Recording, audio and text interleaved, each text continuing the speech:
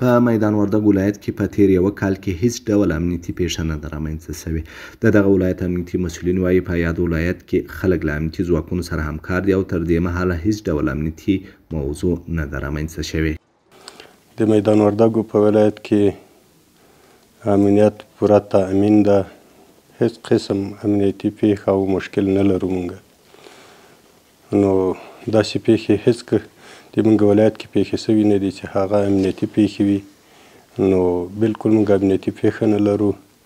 لله الحمد د مجاهدینو په ډېر زیات زیار و کوشش نو پوره امنیت په ولایت کې.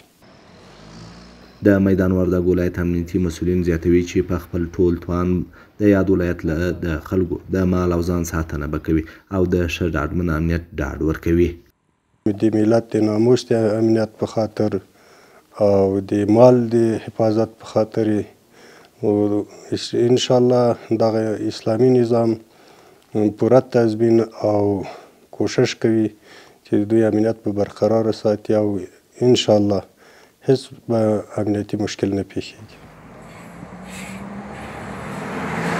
په ورته مهال د یاد ولایت اوسیدونکي او چلوونکي خوښ دي چې امنیت یې تامین دی او په ډاډه زړه کولی شي د شپې هر مهال چې وغواړي بېلابېلو سیمو ته ولاړ شي.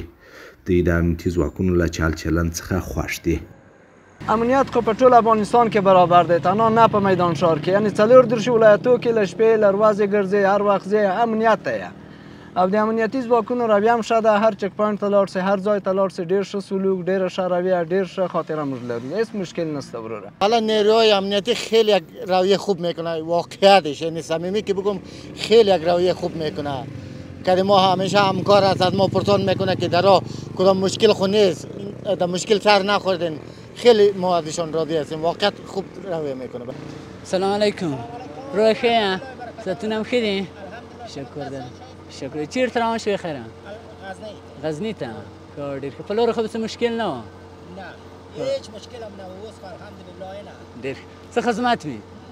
خفه شوي نه وئ؟ ورسې الله مل شه.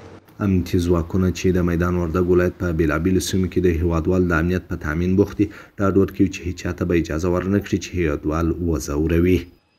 موږ د میدان وردګ ولایت امنیتي ځواکونه ولس دپاره 400 په خدمت کې یو، هغو دپاره چک پوینټونه اچوو تر څو د هوسا ژوند وکړو او د موږ پوره اطمینان ورکوو ولس ته چې تاسو ښه هوسا ژوند وکړئ. انشاءالله موږ په 400 تاسو په خدمت کې یو او دوی ته دا وایي چې تاسو د خوشحالۍ وختونه که په خوشحاله فضا کې وکړئ او هېڅ د کوم وهم او هغه خطر به انشاءالله تاسو ته نه وي. دغه راز د میدان وردګ ولایت امنیتي مسؤلین په یاد ولایت کې د تیر کال پرتله د جنایي جرمونو د کچې د ټیټوالي خبر هم ورکوي.